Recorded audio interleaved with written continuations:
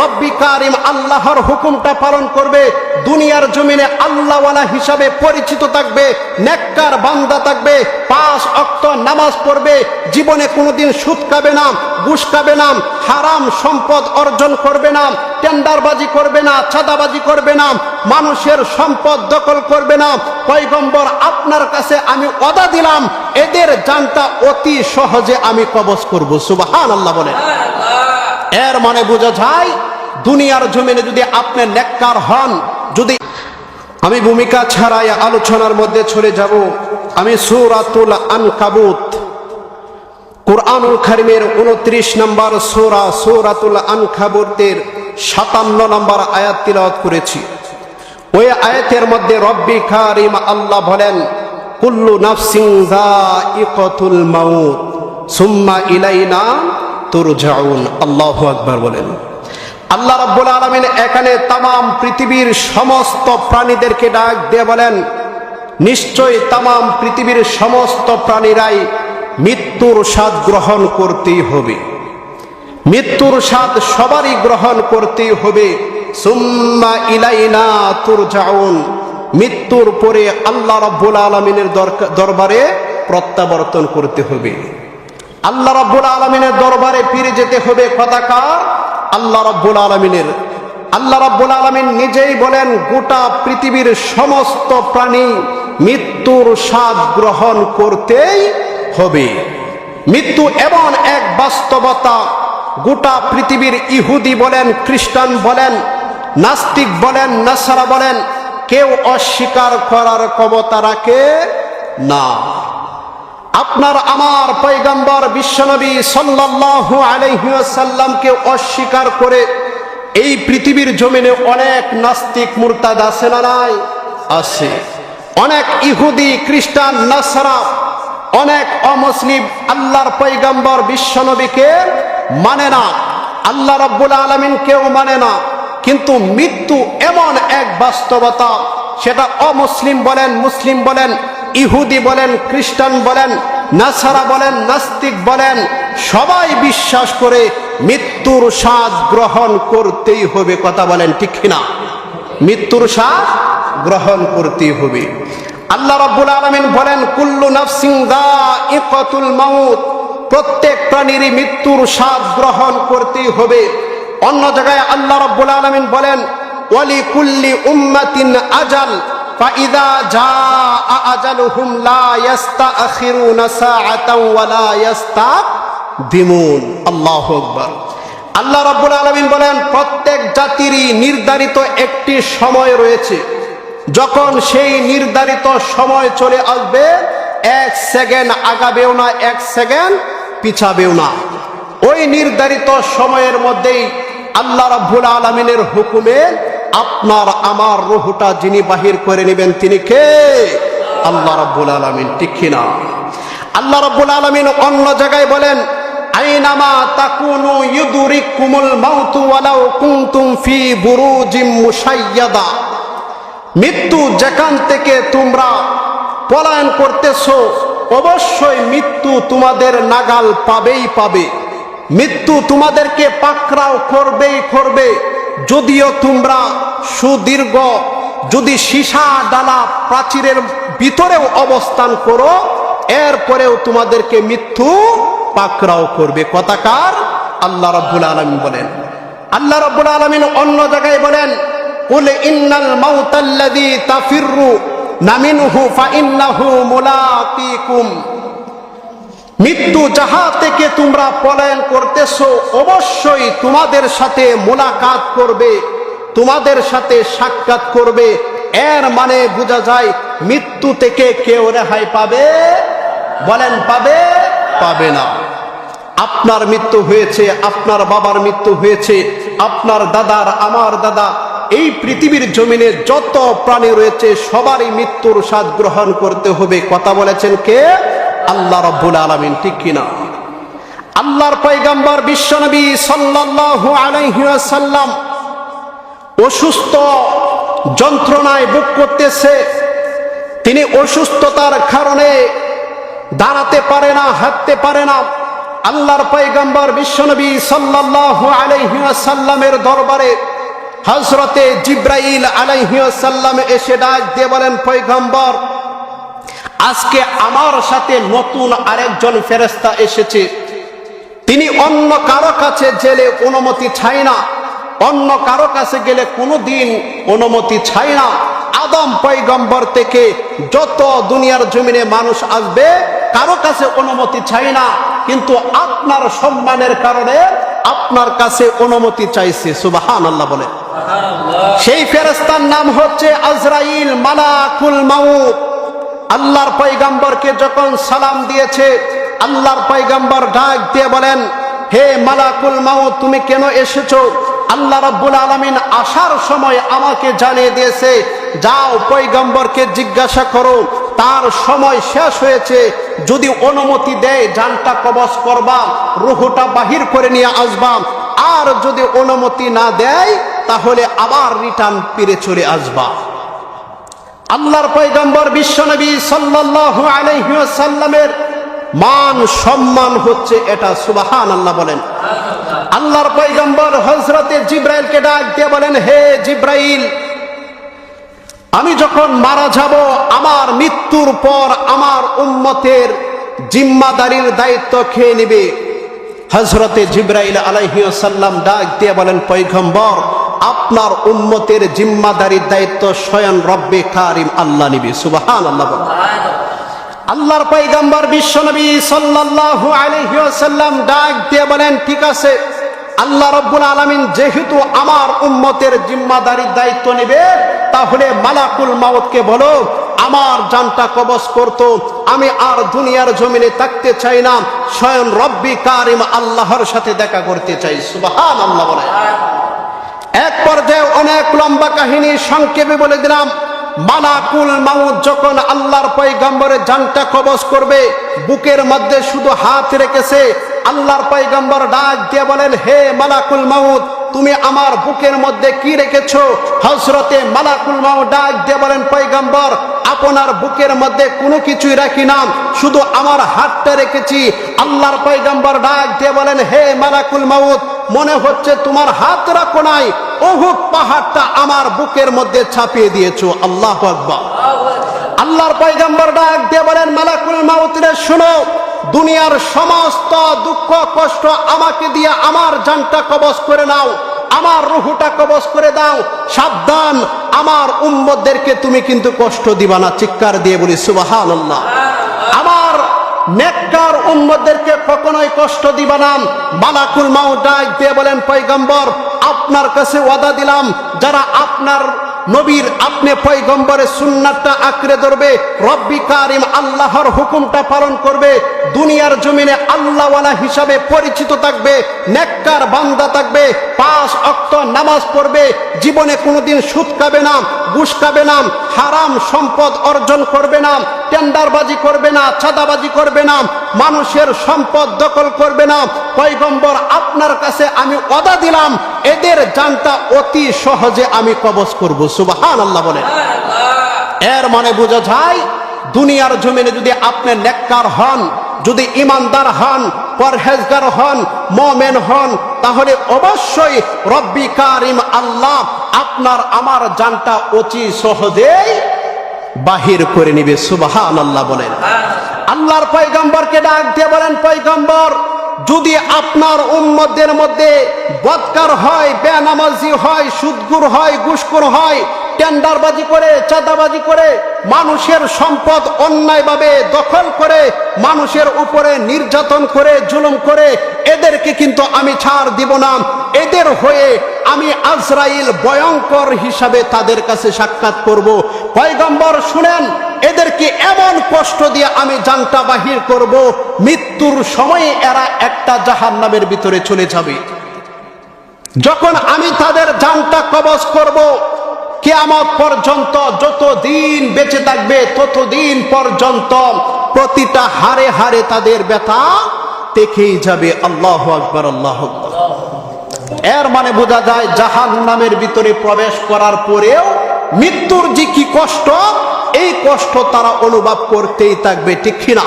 এই জন্য আমাদের উচিত ইমানদার হওয়া। কি হওয়া বলেন?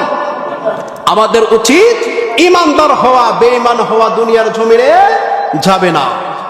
আল্লাহর পয়গম্বর বিশ্বনবী সাল্লাল্লাহু আলাইহি সাল্লামের যখন বুকের মধ্যে হাত রাখলো, হযরতে মালাকুল মাউতকে ডাক দিয়ে বলেন, মালাকুল মাউত, মনে হচ্ছে বুকের মধ্যে হাত রাখো নাই, উহুদ পাহাড়টা আমার বুকের মধ্যে ছাপিয়ে দিয়েছো। আল্লাহর পয়গম্বরের জানটা কবজ করা হয়ে গেল, দুনিয়ার সিস্টেমে তার মৃত্যু হয়ে গেল। হযরতে আলী রাদিয়াল্লাহু তাআলা যখন এই খবর শুনলেন, তিনি দাঁড়া থেকে বসে পড়লেন। হযরতে উসমান রাদিয়াল্লাহু তাআলা কানে যখন চলে গেলেন, উসমান রাদিয়াল্লাহু তাআলা মনে হচ্ছে তিনি কানে কোনো কিছু শুনেই না। আল্লাহর পয়গম্বরের দ্বিতীয় খলিফা হযরতে উমর ইবনুল খাত্তাব রাদিয়াল্লাহু তাআলা যখন এই খবর শুনলেন, আল্লাহর পয়গম্বর দুনিয়ার জমিনে আর নাই, হযরতে উমরে ফারুক রাদিয়াল্লাহু তাআলা পাগল হয়ে গেলেন। তিনি তরবারি নিয়ে ঘোরাঘুরি করতেছে। আর কে বলেছে আল্লাহর পয়গম্বর দুনিয়ার জমিনে নাই? যদি কোনো ব্যক্তি বলো আল্লাহর পয়গম্বর দুনিয়ার জমিনে নাই, তাহলে শুনো, আমার তরবারি দিয়া তোমার মাথা দুই খণ্ড করে দিব। আল্লাহু আকবার বলে। এই উমরের মতন কঠিন দিলের মতন একজন ব্যক্তি দিল নরম হয়ে গেছে, পাগল হয়ে গেছে। আল্লাহর পয়গম্বর দুনিয়ার জমিনে নাই, চলে গেল হযরতে আবু বকর রাদিয়াল্লাহু তাআলা কানে। দৌড়ে চলে আসলেন আবু বকর, তার কন্যা হযরতে আম্মা জান আয়েশা রাদিয়াল্লাহু তাআলা করে আল্লাহর রাসূল ইন্তেকাল করেছেন। গিয়ে দেখে সত্যি আল্লাহর পয়গম্বর দুনিয়ার সিস্টেমে কি হয়েছে, মারা গিয়েছে। ইন্না লিল্লাহি ওয়া ইন্না ইলাইহি রাজিউন। হযরতে আবু বকর উমরকে ডাক দিয়ে বলেন, উমর শান্ত হও, আল্লাহর পয়গম্বর দুনিয়ার সিস্টেমে কি হয়েছে, মারা গিয়েছে। সুতরাং শুনো সাহাবায়ে কেরামরা, তোমরা যারা নবীর ইবাদত করতাম, এই নবী দুনিয়ার জমিন থেকে চলে গেছে। তোমরা যারা আল্লাহ রাব্বুল আলামিনের ইবাদত করতাম, জেনে রাখো, শুনে রাখো, ওই রব্বি কারীম আল্লাহ কিন্তু কখনোই মৃত্যুবরণ করবে না। সুতরাং ওই আল্লাহ জীবিত আছে, সুতরাং আল্লাহর ইবাদত তোমরা করতে থাকো। সুবহানাল্লাহ বলে। আর নবীর সুন্নাহটা কি করো, আঁকড়ে ধরো। নবীকে মহব্বত করার কারণে এই পৃথিবীর জমিনে যত প্রকার সাহাবায়ে কেরামরা এসেছিলেন, সবাই কান্নার রোল পড়ে গেছে মদিনার জমিনে। আহারে আল্লাহর পয়গম্বর নাই। হযরতে উমর কান্দে, আবু বকর কান্দে, উসমান আলী, কেউ কুরআন পড়ে কাঁদে, কেউ বসে কাঁদে, কেউ নামাজের ভিতরে কাঁদে। আরে আল্লাহর পয়গম্বর দুনিয়ার জমিন থেকে আমাদেরকে এতিম বানিয়ে তিনি চলে গেছে। দুনিয়ার জমিনে আর কোনো পয়গম্বর আসবে না। কিন্তু আল্লাহর পয়গম্বর মৃত্যু বরণ করার আগেই বলে গেছেন, সাহাবীরা শুনো, আমি কিন্তু দুনিয়ার জমিনে চিরস্থায়ী হয়ে থাকবো না, চিরকাল থাকবো না। সুতরাং আমার সুন্নতটা আঁকড়ে ধরবা। মানা আহাব্বা সুন্নতি ফাকাদ আহাব্বানি ওয়া মানা আহাব্বানি কানা মাই ফিল জান্নাহ। যদি আমার সুন্নাহটা আঁকড়ে ধরে রাখতে পারো, তাহলে আমি তোমাদেরকে ওয়াদা দিলাম, অবশ্যই তোমাদেরকে সাথে করে নিয়ে জান্নাতের ভিতরে প্রবেশ করব। সুবহানাল্লাহ বলেন। নবীর সুন্নাহটা আঁকড়ে ধরার দরকার আছে না নাই বলেন? সবারই নবীর সুন্নাহটা আঁকড়ে ধরতে হবে। আল্লাহর পয়গম্বর বলেন, তারাকতু ফীকুম আমরাইনি লান তাদিল্লু মা তামাসসাকতুম বিহিমা কিতাবাল্লাহি ওয়া সুন্নাত রাসূলি। সাহাবীরা শুনো, আমি তোমাদের মধ্যে দুইটা জিনিস রেখে গেলাম। একটা হচ্ছে আমার সুন্নাহ, নবীর সুন্নাহ, আর একটা হচ্ছে কিতাবুল্লাহ, আল্লাহর কিতাব, আল্লাহর কোরআন। যে ব্যক্তি আঁকড়ে ধরবে, জীবনে কোনোদিন সে পথভ্রষ্ট হবে না। নবীর সুন্নাহটা যে ব্যক্তি আঁকড়ে ধরবে, সেও কোনোদিন পথভ্রষ্ট হবে না। সুবহানাল্লাহ বলেন। এই পয়গম্বর দুনিয়ার জমিন থেকে মৃত্যুর স্বাদ গ্রহণ করেছে। কথা বলেন ঠিক কিনা? এক এক করে আপনাকে আমাকে সবাইকে মৃত্যুর স্বাদ গ্রহণ করতে হবে। হযরতে মালাকুল মাউত যিনি জান কবজ করে, তাকেও মৃত্যুর স্বাদ গ্রহণ করতে হবে। কথা বলেন ঠিক কিনা? আওয়াজ দিয়ে বলেন ঠিক কিনা? হযরতে মালাকুল মাউতের মৃত্যুর স্বাদ গ্রহণ করতে হবে। আল্লাহ রাব্বুল আলামিন বলেছে, কুল্লু নাফসিন যায়িকাতুল মাউত সুম্মা ইলাইনা তুরজাউন। প্রত্যেক প্রাণীর দুনিয়ার জমিনে মৃত্যুর স্বাদ গ্রহণ করতে হবে, শেষ পর্যন্ত আমার দরবারে প্রত্যাবর্তন করতে হবে। কথা কা আল্লাহ রাব্বুল আলামিনের। মালাকুল মাউত কিভাবে মরছে জানেন? কিভাবে তিনি তার নিজের জান কবজ করেছে।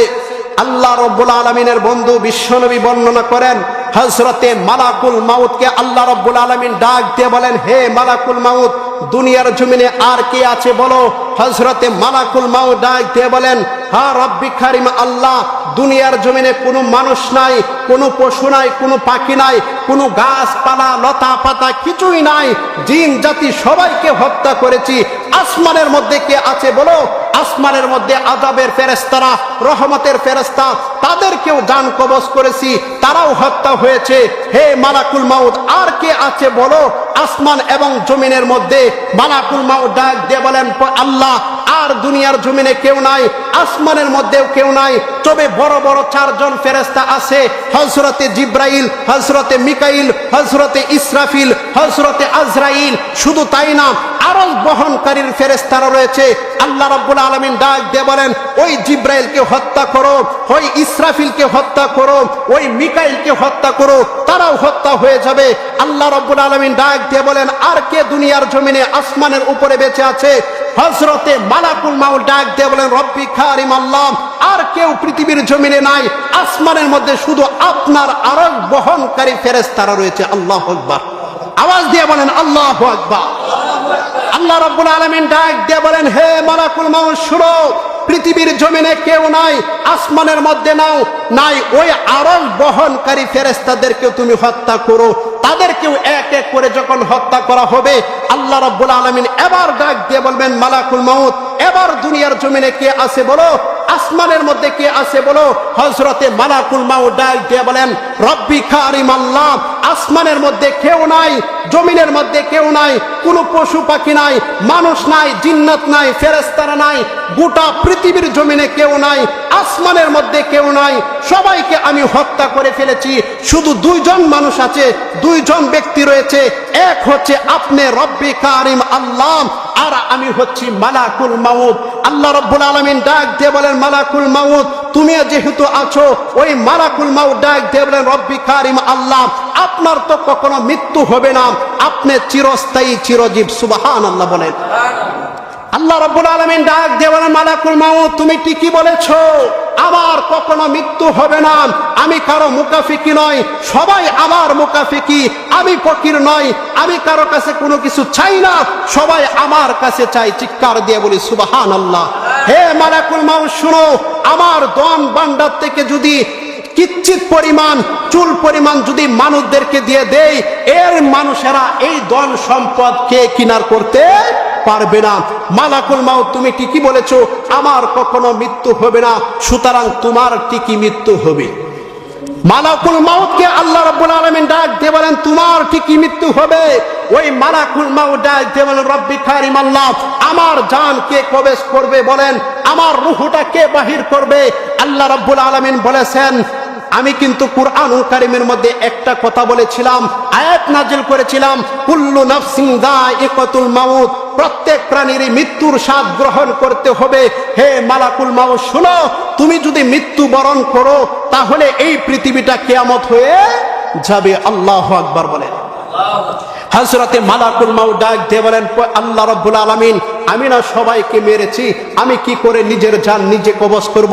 আল্লাহ রাব্বুল আলামিন ডাক দিয়ে বলেন, মালাকুল মাউত, আমার হুকুমে তুমি তোমার নিজের জান নিজেই কবজ করবা। কিতাবের লেখক লেখে জান্নাত এবং জাহান্নামের মাঝ বরাবর দাঁড়াবে মালাকুল মাউত, এমন জোরে একটা চিৎকার দিবে। আল্লাহর পয়গম্বর বলেছিল, তখনও যদি কোনো মানুষ বেঁচে থাকতো, ওই মালাকুল মাউতের চিৎকারের আওয়াজে কলিজা ফেটে যেত, কানের পর্দা ফেটে, তখনও মানুষ আত্মহত্যা করত, মারা যেত। আল্লাহু আকবার বলে। এই মালাকুল মাউত চিৎকার করতে করতে করতে আর ডাক দিয়ে বলেন, রব্বি কারীম আল্লাহ, এত কষ্ট মৃত্যু আমি কখনোই ভাবতাম না। আমি তো গোটা পৃথিবীর মানুষদেরকে মেরেছি, ফেরেশতাদেরকে হত্যা করেছি, শয়তানদেরকে হত্যা করেছি, জিনদেরকে হত্যা করেছি, আমার নিজের জান নিজে কবজ করতেছি। এত কষ্ট আমি কখনোই কল্পনা করতে পারি না। আল্লাহ রাব্বুল আলামিনের হুকুমে এই মালাকুল মাউতের মৃত্যু হয়ে যাবে। আল্লাহু আকবার বলেন। কারণ আল্লাহ রাব্বুল আলামিন বলেছেন, কুল্লু নাফসিন যায়িকাতুল মাউত, সুম্মা ইলাইনা তুরজাউন। প্রত্যেক প্রাণীরই মৃত্যুর স্বাদ গ্রহণ করতেই হবে, করতেই হবে। তুমি অস্বীকার করলেই কি আর স্বীকার করলেই কি, প্রত্যেক প্রাণীরই ওয়ালিকুল্লি উম্মাতিন আজাল ফাইযা জাআ আজালুহুম লা ইস্তাখিরুনা সাআতাও ওয়ালা ইস্তাকদিমুন। নির্ধারিত সময় আছে, ওই নির্ধারিত সময় যখন চলে আসে এক সেকেন্ড আগাবেও না, এক সেকেন্ড পিছাবেও না। এই জন্য মুহতারাম হাজিরিন, সম্মানিত মুসলিম কেরামগণ, দুনিয়ার জমিনে যেহেতু আমাদের অর্ধেকেরও বেশি হায়াত শেষ, ঠিক কিনা? অর্ধেকেরও বেশি হায়াত শেষ। এখনো আমরা আল্লাহর পথে ফিরে আসি, দিনের পথে ফিরে আসি, ইসলামের পথে ফিরে আসি। যদি আল্লাহর পয়গম্বর বলেছেন, যদি ইমানদার হতে পারেন, মুমিন হতে পারেন, আল্লাহর পেয়ারা বান্দা হতে পারেন, তাহলে অবশ্যই আল্লাহ রাব্বুল আলামিনের ফেরেশতা আপনার জানটা অতি সহজে কবজ করবে। সুবহানাল্লাহ বলেন। কিন্তু আপনার আমার সবারই মৃত্যুর নির্ধারিত সময় আছে না নাই? মৃত্যুর স্বাদ গ্রহণ করতে হবে না হবে বলেন? করতেই হবে, ঠিক কিনা? অনেক সময় দেখেন মানুষের মৃত্যু হয়ে যাবে, আমরা শুনি আগামী কালকে, কিন্তু মৃত্যু হয় না। গত একদিন পূর্বে একটা নিউজ শুনেছি, আগামী কালকে বিবাহর মার্কেট করার জন্য যুবক গিয়েছে, কিন্তু রাস্তাঘাটে মারা গিয়েছে। এই দিনই তার এই সময় মৃত্যুর নির্ধারিত সময়টা ছিল, এই জন্য মারা গিয়েছে। আপনি আমি যে চিরকাল বেঁচে থাকবো, চিরস্থায়ী হয়ে থাকবো, গ্যারেন্টি আছে? 100 বছর, 15, 100, 150, 200 বছর বেঁচে থাকবো, তার কোনো গ্যারেন্টি আছে? গ্যারেন্টি নাই। অনেক সময় আবার ফাঁসির আসামিকেও যখন ফাঁসি দেওয়ার জন্য চেষ্টা করে, অমুক দিন অমুক তারিখে ওইটাই সময় 10টার সময় ফাঁসি হবে, কিন্তু আল্লাহ রাব্বুল আলামিন তার হায়াত বৃদ্ধি করেছে, ওই ব্যক্তির আর ফাঁসি হয় না, ঠিক কিনা? আছে না নাই? গত কয়েকদিন পূর্বে আমারকে একজন ঢাকা থেকে ফোন দিয়ে বলেছে, আমারই এক আপন মামা আব্দুল্লাহ কাফি, তিনি বলেছেন তার এক নেতা লুৎফুর রহমান বাবর, অনেকেই নামটা শুনেছেন হয়তো। তিনি যখন বিএনপির ক্ষমতায় ছিল, স্বরাষ্ট্রমন্ত্রী ছিলেন লুৎফুজ্জামান বাবর, তার বাড়ি হচ্ছে আমাদের নেত্রকোনা। তো তিনি বলেছে, তিনি যখন উমরা পালন করার 17 বছর জেলখানার মধ্যে বন্দী করে রেখেছে তাকে। যুবক অবস্থায় জেলখানার ভিতরে ঢুকাইছে, বৃদ্ধ অবস্থায় বাইর হয়েছে, সরকার পলায়ন করার পর বাইর হয়েছে। তাকে ফাঁসির রায় হয়ে গেছে, তার ফাঁসি হয়ে যাবে, কিন্তু যিনি বাঁচিয়ে রেখেছেন তিনি কে বলেন? আল্লাহ রাব্বুল আলামিন।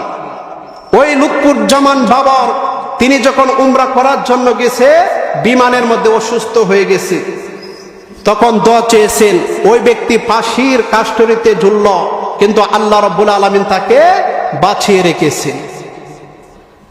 তো ওই ব্যক্তিকে কেন ফাঁসি দিল?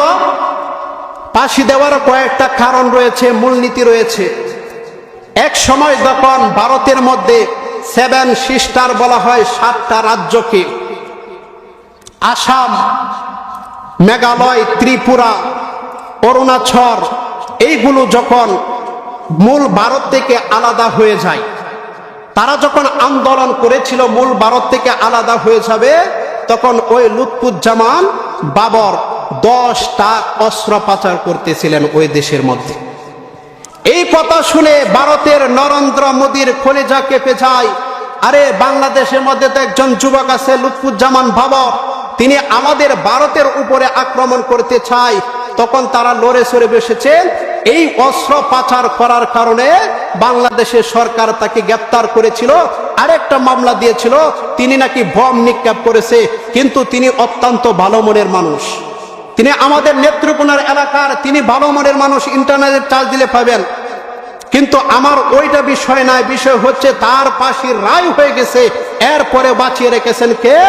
আল্লাহ রাব্বুল আলামিন। তাহলে আপনার আমারও নির্ধারিত সময় যদি থাকে, ওই নির্ধারিত সময়ে আপনার আমার মৃত্যু হয়ে যাবে। পৃথিবীর মানুষ যদি একত্রিত হয়ে যায়, এরপর আপনার আমার মৃত্যু হবে না, মৃত্যু বলার জন্য যদি আমাকে চেষ্টা করা হয়, পাশি দিয়ে আঘাত করা হয়, তরবারি দিয়ে আঘাত করা হয়, যদি আমার বিন্দু পরিমাণ হায়াত থাকে, আল্লাহ রাব্বুল আলামিন আমাকে মৃত্যু দিবে না। যখন হায়াত শেষ হয়ে যাবে তখন আপনার আমার মৃত্যু হয়ে যাবে, ঠিক কিনা? তাহলে বুঝলাম গোটা পৃথিবীর মানুষেরা মৃত্যুর স্বাদ গ্রহণ করতেই হবে। আল্লাহ রাব্বুল আলামিন বলেছেন কুল্লু নাফসিন যায়িকাতুল মাউত, প্রত্যেক প্রাণীরই মৃত্যুর স্বাদ গ্রহণ করতে হবে। ওয়ালিকুল্লি উম্মাতিন আজাল ফাইযা জাআ আজালুহুম লা ইস্তাখিরুনা সাআতান ওয়া লা ইস্তাকদিমুন, প্রত্যেক প্রাণীরই নির্ধারিত সময় রয়েছে। যখন সময় চলে আসবে ওই সময়ের ভিতরেই তাকে মালাকুল মাউত হত্যা করবে। সুবহানাল্লাহ বলেন।